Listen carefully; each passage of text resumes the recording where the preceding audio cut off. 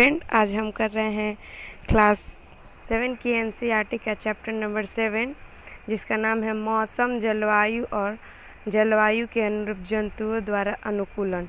ठीक है, हम पिछले चैप्टर का भी कर चुके हैं। इसमें पहला हमारा दिया हुआ है अनुकूलन किसे कहते हैं।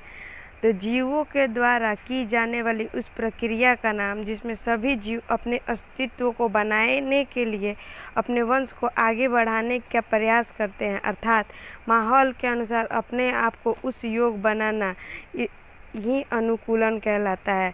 ये सब प्रक्रिया क्या, अगर माहौल के अनुसार जैसा माहौल हो उस परिस्थिति के अनुसार रहने के लिए करना, वो क्या कहलाएगा, अनुकूलन। दूसरा है जलवायु किसे कहते हैं। किसी स्थान के मौसम की लंबी अवधि से, किसी स्थान की मौसम की लंबी अवधि जैसे 25 वर्ष में एकत्र आंकड़े के आधार पर मौसम पर पैटर्न उस स्थान का जलवायु कहलाता है। मतलब कि किसी स्थान के पिछले 25 वर्षों का डेटा कलेक्ट करके ये पता लगाया जाएगा कि पिछले 25 वर्षों पे यहाँ का मौसम पैटर्न कैसा रहा है। उसके अनुसार हम बता सकते हैं कि जलवायु कैसा है। ठीक है, अगला है मौसम की घटक। मौसम के घटक कौन कौन से हैं। तो मौसम के घटक है तापमान, आर्द्रता एवं अन्य कारक। तापमान, आर्द्रता और अन्य कारक मौसम के घटक है। अगला है कि मौसम किसे कहते हैं। मौसम किसे कहते हैं, किसी स्थान पर तापमान, आर्द्रता, वायु वेग आदि के संदर्भ में वायुमंडल की प्रतिदिन की परिस्थिति उस स्थान की मौसम कहलाती है।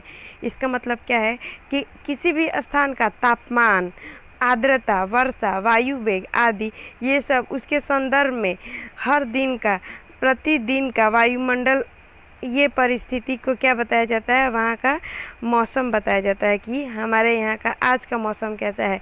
तो ये ध्यान रखिएगा कि मौसम प्रत्येक दिन का होता है, लेकिन जलवायु 25 साल के एकत्रित किए गए डाटे के अनुसार ही किया जाता है।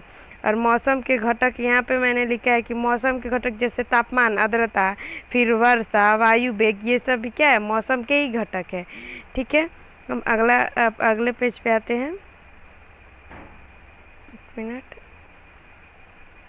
अगले पेज पे है आर्द्रता किसे कहते हैं।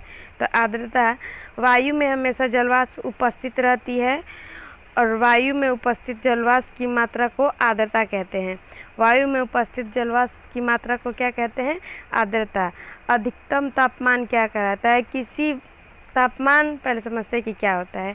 किसी वस्तु की उष्णता की माप तापमान कहलाता है कि कोई वस्तु गर्म है या कोई वस्तु ठंडा है, उसका ज्ञान करना क्या कहलाता है, तापमान।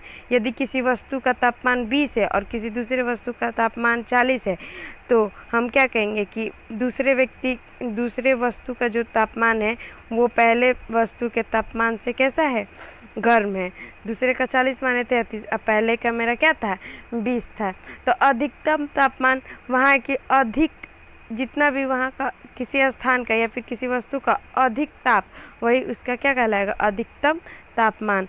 प्रवास किसे कहते हैं। प्रवास का अर्थ है कि एक स्थान छोड़कर किसी दूसरे स्थान पर बनने से है, मतलब बसने से है। जैसे कि कोई एक स्थान हम छोड़ दिए, जैसे कि हम कोई, जैसे रूस के बहुत सारे पक्षी हमारे यहाँ प्रवास करती है, वहाँ की जो स्थिति है, पर्यावरण है, उनके अनुकूल जब नहीं होती, बहुत अत्यधिक जब ठंडा पड़ने लगता है, तो वहाँ की पक्षियाँ क्या कर लेती है, इधर प्रवास करने लगती है। तो वो क्या अपना स्थान छोड़कर किसी दूसरे स्थान पर बसने के लिए क्या कहलाता है, प्रवास। जैसे मानव भी पहले प्रवास करता था, भोजन की खोज में एक जगह से दूसरे जगह जाकर अपना जीवन आरंभ करता था, तो वो भी क्या कहलाएगा, प्रवास ही कहलाया था। अगला है, अगला दिया हुआ ध्रुवीय क्षेत्र कैसे कहते हैं। तो पृथ्वी के दोनों ध्रुव, आप जानते हैं कि पृथ्वी के 2 ध्रुव है, एक उत्तरी ध्रुव और एक दक्षिणी ध्रुव।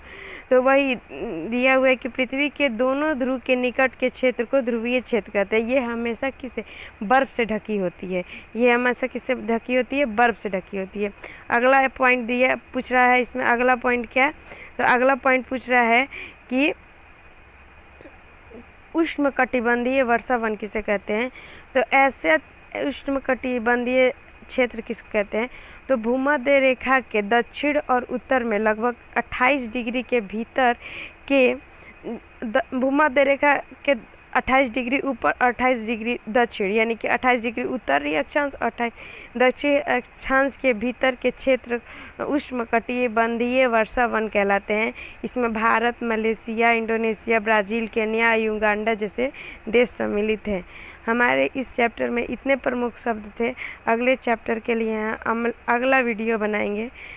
इतने के लिए धन्यवाद।